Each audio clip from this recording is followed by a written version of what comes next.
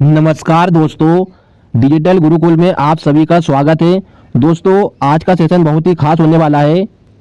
आज के सेशन में हम डिस्कशन करने वाले हैं इंडियन इकोनॉमिक्स से जितने भी इंपॉर्टेंट क्वेश्चन बन सकते हैं वो सभी क्वेश्चन मैंने आज के सेशन में लिए हैं। इसलिए सेशन को शुरू से लेकर अंत तक देखते रहिएगा। चलिए सेशन की शुरुआत करते हैं। पहला क्वेश्चन देखते हैं। पहला क्वेश्चन क्या दे रखा है? देखिए क्वेश्चन दे रखा है राष्ट्रीय विकास परिषद का पर्यवेक्षण सचिव कौन होता है। तो देखिए ऑप्शन क्या दे रखा है, राइट आंसर बताइए। वित्त मंत्रालय का सचिव, ऑप्शन बी लोकसभा का महासचिव, ऑप्शन सी दे रखा नीति आयोग का सचिव, ऑप्शन डी दे रखा नीति आयोग का उपाध्यक्ष। तो राइट आंसर बताइए। राइट आंसर होगा नीति आयोग का सचिव, ऑप्शन सी राइट आंसर हो जाएगा। देखिए हम नीति आयोग के बारे में पढ़ लेते हैं। देखिए नीति आयोग को पहले सबसे पहले योजना आयोग बोला जाता था, लेकिन नीति आयोग का गठन कब किया, ये याद रखिएगा 1 जनवरी 2015 में नीति आयोग का गठन हो गया था योजना आयोग की जगह। ये याद रखिएगा, मोस्ट इंपोर्टेंट है। और इसके अध्यक्ष अगर पूछे जाते हैं तो कौन होते हैं? प्रधानमंत्री होते हैं। ठीक है, नेक्स्ट क्वेश्चन चलते हैं। क्या दे रखा है सेकंड क्वेश्चन? क्वेश्चन दे रखा है नीति आयोग के सदस्यों की संख्या कितनी होती है। ऑप्शन ए क्या दे रखा है? ऑप्शन ए दे रखा है 11, ऑप्शन बी दे रखा है 12, ऑप्शन सी दे रखा है 13, ऑप्शन डी दे रखा है सरकार की इच्छा अनुसार परिवर्तित होती रहती है। तो राइट आंसर बताइए।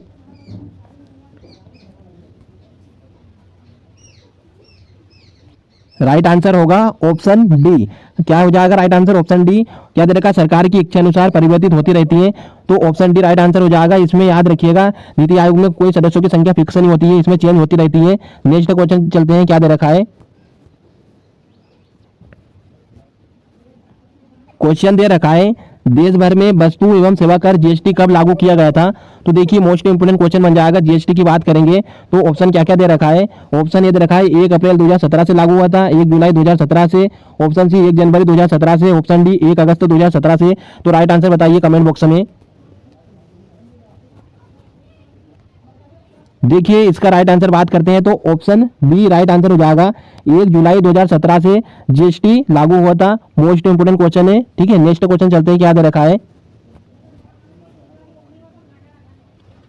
क्वेश्चन दे रखा है भारत में वित्त आयोग के गठन का प्रावधान संविधान के किस अनुच्छेद में किया गया है।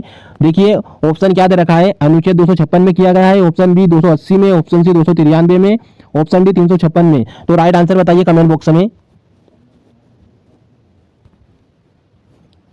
राइट आंसर क्या हो जाएगा? अनुच्छेद 280 में दिया है। याद रखिएगा वित्त आयोग का गठन की बात करेंगे तो किसमें दिया है? अनुच्छेद 280 में। मोस्ट इंपोर्टेंट क्वेश्चन बनेगा।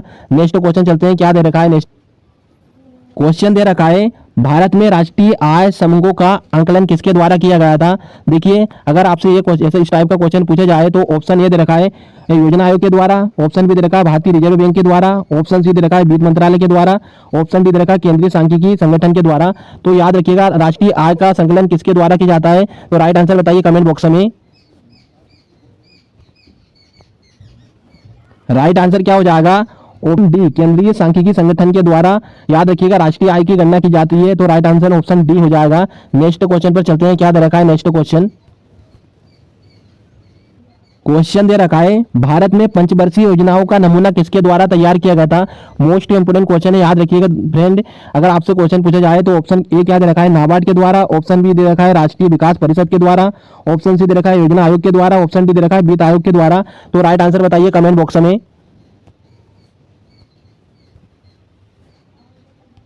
राइट आंसर क्या हो जाएगा? ऑप्शन बी राष्ट्रीय विकास परिषद के द्वारा याद रखिएगा पंचवर्षीय योजनाओं का नमूना तैयार किया गया था। मोस्ट इंपोर्टेंट क्वेश्चन है, याद रखिएगा। पंचवर्षीय योजना की बात की जाए तो देखिए यहाँ पर शुरुआत कब से हुई थी? 1951 से। याद रखिएगा 1951 से पहली पंचवर्षीय योजना की शुरुआत हुई थी। तो मोस्ट इंपोर्टेंट क्वेश्चन बनेगा आपके लिए। तो पूरी पंचवर्षीय योजनाएं पढ़ के जरूर जाइएगा। नेक्स्ट क्वेश्चन चलते हैं। क्या दे रखा है? नेक्स्ट क्वेश्चन क्वेश्चन दे रखा है ऑपरेशन फ्लड कार्यक्रम का प्रारंभ कब हुआ था। याद रखिए ऑपरेशन फ्लड की बात करें तो राइट आंसर बताइएगा। ऑप्शन ए दे रखा है 1951 में, ऑप्शन बी दे रखा है 1970 में, ऑप्शन सी दे रखा है 1975 में, ऑप्शन डी दे रखा है 1985 में। तो देखिए राइट आंसर बताइएगा। राइट आंसर क्या हो जाएगा? ऑप्शन बी 1970 में। याद रखिएगा ऑपरेशन फ्लड कार्यक्रम का प्रारंभ हुआ था। ऑपरेशन फ्लड किससे संबंधित है? दुग्ध उत्पादन से संबंधित है। ऑप्शन बी राइट आंसर हो जाएगा। ठीक है, नेक्स्ट क्वेश्चन पे चलते हैं। क्या दे रखा है? नेक्स्ट क्वेश्चन क्वेश्चन दे रखा है प्रत्यक्ष करों में किस कर से सरकार को अधिक राजस्व प्राप्ति होती है? अगर आपसे अधिक राजस्व की प्राप्ति किस कर से होती है तो देखिए ऑप्शन क्या क्या दे रखा है, निगम कर से, ऑप्शन बी दे रखा है आय कर से, ऑप्शन सी दे रखा है धन कर से, ऑप्शन डी दे रखा है वन कर से। तो याद रखिएगा मोस्ट इंपोर्टेंट क्वेश्चन है, एग्जाम में 3 बार रिपीट हो चुका है। तो राइट आंसर बताइए। राइट आंसर क्या हो जाएगा? ऑप्शन ए निगम कर। याद रखिए प्रत्यक्ष कर में किस कर के सरकार को सबसे ज्यादा फायदा मिलता है? निगम कर से। तो ऑप्शन ए राइट आंसर हो जाएगा। नेक्स्ट क्वेश्चन चलते हैं, क्या दे रखा है? क्वेश्चन दे रखा है भारत की राष्ट्रीय आय में किस क्षेत्र का सबसे कम योगदान है? देखिए आपसे पूछा जाए कि किस आय का सबसे कम योगदान है तो ऑप्शन क्या क्या दे रखा है? राइट आंसर बताइए। ऑप्शन ए दे रखा है प्राथमिक से, ऑप्शन दे रखा है द्वितीय से, ऑप्शन सी दे रखा है तृतीयक से, ऑप्शन डी दे रखा है तीनों का योगदान है। याद रखिएगा। राइट आंसर बताइए। राइट आंसर क्या हो जाएगा?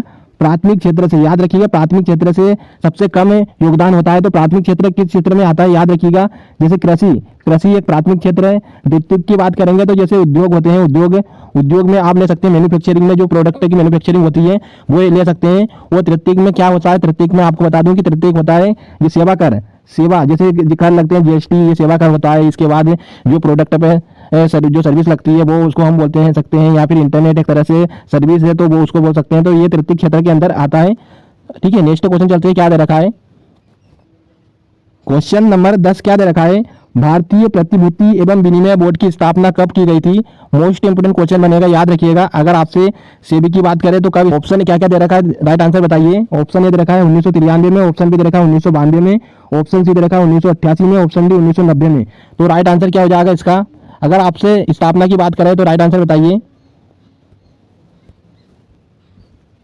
राइट आंसर क्या हो जाएगा? 1988 में। याद रखिएगा 1988 में इसकी स्थापना हुई थी। लेकिन याद रखिएगा इसका आपसे अधिनियम पूछे एक्ट कब आया था? 1992 का एक्ट है, 1992 का एक्ट है। मोस्ट इंपोर्टेंट क्वेश्चन बनेगा। और स्थापना आपसे 1988 में होगी, इसकी याद रखिएगा 1988 में हुई थी। नेक्स्ट क्वेश्चन चलते हैं, क्या दे रखा है? नेक्स्ट क्वेश्चन, क्वेश्चन दे रखा है भारत में हरित क्रांति किस मामले में सर्वाधिक सफल रही है? अगर आपसे हरित क्रांति की बात करें तो राइट आंसर क्या क्या दे रखा है ये बताइए कमेंट बॉक्स में। ऑप्शन ए दे रखा है गेहूं और आलू की, ऑप्शन बी दे रखा है ज्वार और तेल बीज की, ऑप्शन सी दे रखा है गेहूं और चावल की, ऑप्शन डी दे रखा है चाय और कॉफी की। तो राइट आंसर बताइए कमेंट बॉक्स में।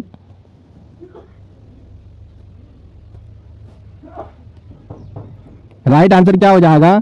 ऑप्शन सी गेहूं और चावल की। याद रखिएगा हरित क्रांति में सबसे ज्यादा बढ़ोतरी दी थी गेहूं और चावल की। अगर आपसे याद रखिएगा ये देखिए इसकी शुरुआत की बात करें तो 1966 से 67 के भीतर और शुरुआत हुई थी। भारत के पूछे तो स्वामीनाथन, याद रखिएगा इसके संस्थापक कौन है? स्वामीनाथन, याद रखिएगा। और नॉर्मन बोल्लो के विदेश के हैं, याद रखिएगा। नेक्स्ट क्वेश्चन चलते हैं, क्या दे रखा है? क्वेश्चन नंबर दे रखा है 12, आर्थिक नियोजन किसका विषय है? अगर आपसे आर्थिक नियोजन की बात करें किसका विषय है तो ऑप्शन बताइए। राइट आंसर क्या हो जाएगा? ऑप्शन ए दे रखा है संघ सूची में, ऑप्शन बी दे रखा है राज्य सूची में, ऑप्शन सी दे रखा है संवर्ती सूची में, ऑप्शन डी दे रखा है अभिविष्ट सूची में। तो राइट आंसर बताइए इसका कमेंट बॉक्स में।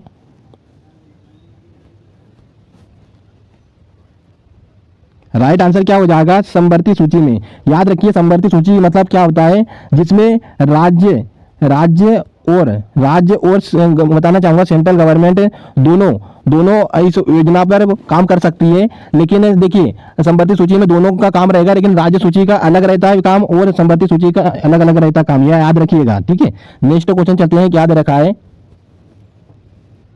क्वेश्चन दे रखा है भारत में राष्ट्रीय आय की गणना किस आधार पर की जाती है? मोस्ट इंपोर्टेंट क्वेश्चन है, 3 स्टार लगा लीजिए। राइट आंसर बताइए। ऑप्शन ए दे रखा है चालू मूल्यों के आधार पर की जाती है क्या? ऑप्शन बी दे रखा है स्थिर मूल्यों के आधार पर, ऑप्शन सी दे रखा है दोनों के आधार पर की जाती है, ऑप्शन डी दे रखा है इनमें से कोई नहीं। तो आप राइट आंसर बताइए क्या होगा राइट आंसर? राइट आंसर क्या हो जाएगा? ऑप्शन सी दोनों के आधार पर राष्ट्रीय आय की गणना की जाती है। इसका मतलब क्या होता है कि जो स्थिर मूल्य रहता है किसी वस्तु का, मान लीजिए स्थिर मूल्य रहता है, जैसे मैं फॉर एग्जांपल के तौर पर मान लेता हूँ जैसे चाय, अगर चाय का स्थिर मूल्य है तो चाय इस पर भी लगेगा। उसके बाद देखिए, और उसके बाद जो चालू मूल्य मतलब चालू मूल्य का मतलब जिसमें टैक्स लगता रहता है तो वेरिएशन चलता है प्रोडक्ट पर, उस पर भी दोनों के आधार पर आय की गणना होती है। तो ऑप्शन सी राइट आंसर हो जाएगा। नेक्स्ट क्वेश्चन चलते हैं, क्या दे रखा है? क्वेश्चन दे रखा है भारत में सकल घरेलू बचतों में सर्वाधिक योगदान किसका है? देखिए घरेलू बचतों में सर्वाधिक योगदान की बात करेंगे तो ऑप्शन क्या दे रखा है? घरेलू क्षेत्र में, ऑप्शन बी दे रखा है सरकारी क्षेत्र में, ऑप्शन सी दे रखा है सार्वजनिक उपक्रम में, ऑप्शन डी दे रखा है निजी क्षेत्र में। तो राइट आंसर बताइए इसका क्या राइट आंसर होगा। देखिए राइट आंसर की बात करते हैं तो ऑप्शन ए राइट आंसर हो जाएगा। अगर आपसे सकल घरेलू बचतों में अगर आपसे पूछा जाए, पहले सकल घरेलू होता क्या मैं आपको बताता हूँ।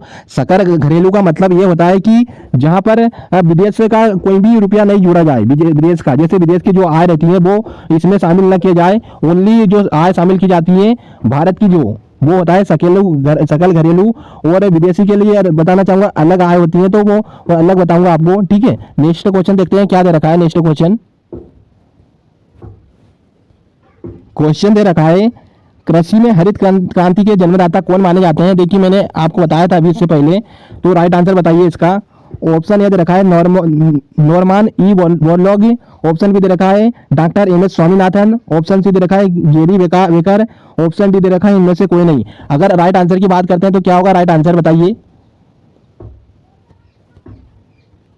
राइट आंसर क्या हो जाएगा, option A Norman E Borlaug. Option देखिए ऑप्शन ए राइट आंसर हो जाएगा। अगर आपसे ये पूछा जाए कि जन्मदाता कौन है, ये नहीं दिया जाए कि भारतीय जन्मदाता कौन है, भारतीय नहीं दिया है, भारतीय अगर दिया रहता तो याद रखिएगा क्या राइट आंसर होता है इसका, भारतीय दिया रहता तो एम एस स्वामीनाथन। अगर आपसे विदेश के पूछे जाए तो याद रखिएगा नॉर्मन ई बोरलॉग, ऑप्शन ये राइट आंसर हो जाएगा। और मैंने आपको बताया था इसकी शुरुआत कब हुई थी, 1966 से लेके 1967 में, सॉरी 1966 से लेके 1967 लिखिएगा, 1966 से लेके 1967 में याद रखिएगा इसकी शुरुआत हुई थी। और याद रखिएगा सबसे ज्यादा गेहूं और चावल पर बल दिया गया था, ठीक है। नेक्स्ट क्वेश्चन चलते हैं क्या दे रखा है। क्वेश्चन दे रखा है दलाल स्ट्रीट कहाँ है। देखिए दलाल स्ट्रीट की बात करें तो ऑप्शन क्या दे रखा है, ऑप्शन दे रखा है दिल्ली में, ऑप्शन बी दे रखा है लंदन में, ऑप्शन सी दे रखा है मुंबई में, ऑप्शन डी दे रखा है पेरिस में। तो इसका राइट आंसर बताइए कमेंट बॉक्स में। राइट आंसर क्या हो जाएगा, मुंबई में। दलाल स्ट्रीट कहां पर याद रखिएगा, मुंबई के अंदर स्थित है। तो राइट आंसर ऑप्शन सी हो जाएगा। नेक्स्ट क्वेश्चन पर चलते हैं। क्वेश्चन दे रखा है भारत में करेंसी नोट कौन जारी करता है। मोस्ट इंपोर्टेंट क्वेश्चन है, याद रखिएगा।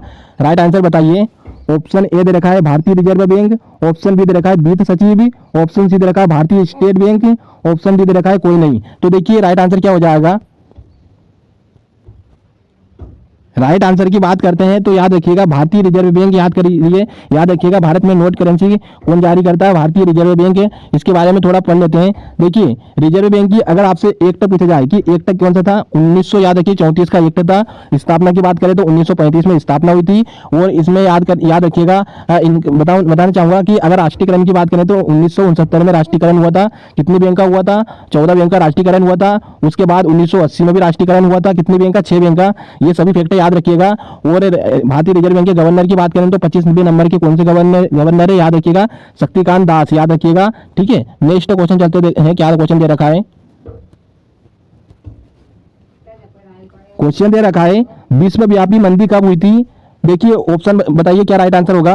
ऑप्शन ये दे रखा है 1929 में, ऑप्शन बी दे रखा है 1969 में, ऑप्शन टी दे रखा है 1922 में, ऑप्शन डी दे रखा है 1930 में। तो इसका राइट आंसर बताइए। राइट आंसर क्या हो जाएगा, 1929 में। याद रखिएगा 1929 में विश्वव्यापी मंदी हुई थी, याद रखिएगा। ये मोस्ट इंपोर्टेंट डेट है 1929 में, ठीक है। नेक्स्ट क्वेश्चन चलते हैं, क्या दे रखा है। क्वेश्चन दे रखा है भारत में किस राज्य की जीडीपी सबसे ज्यादा है। अगर सबसे ज्यादा जीडीपी की बात करें तो राइट आंसर बताइए। ऑप्शन ए दे रखा है दिल्ली में, ऑप्शन बी दे रखा है मुंबई में, ऑप्शन सी दे रखा है कोलकाता में, ऑप्शन डी दे रखा है बिहार में। तो राइट आंसर बताइए इसका।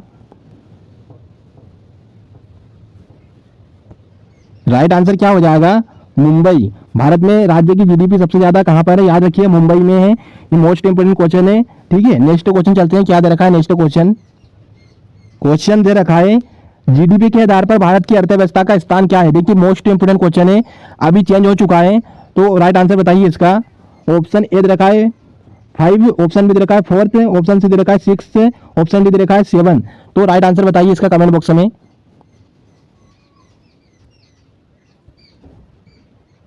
देखिए राइट आंसर की बात करते हैं तो याद रखिएगा 5th स्थान हो चुका है जीडीपी के आधार पर भारत की अर्थव्यवस्था का।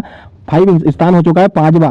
याद रखिएगा, इससे पहले 2019 से पहले की बात करता हूँ, 2019 में 7वां स्थान था, लेकिन अभी जो स्थान हो चुका है 5वां। सबसे ज्यादा अगर याद रखिएगा अमेरिका की, याद रखिएगा अमेरिका की सबसे ज्यादा है, उसके बाद चीन की है। ये सभी याद रखिएगा, ठीक है। बहुत बहुत धन्यवाद दोस्तों, आज का सेशन यहीं तक रहेगा। दोस्तों अगर आपने हमारे चैनल को सब्सक्राइब नहीं किया है सब्सक्राइब, तो आप हमारे चैनल को सब्सक्राइब करके जरूर रख लीजिए, बेल आइकन ऑन कर लीजिएगा, ताकि आपको जब भी वीडियो आए आपको नोटिफिकेशन मिल सके। अगर आप किसी भी टॉपिक का वीडियो चाहते हैं तो आप कमेंट करके जरूर बताइएगा, आपको उसका वीडियो आपको प्रोवाइड करा दिया जाएगा। थैंक यू, मिलते हैं फिर आपसे नेक्स्ट सेशन में।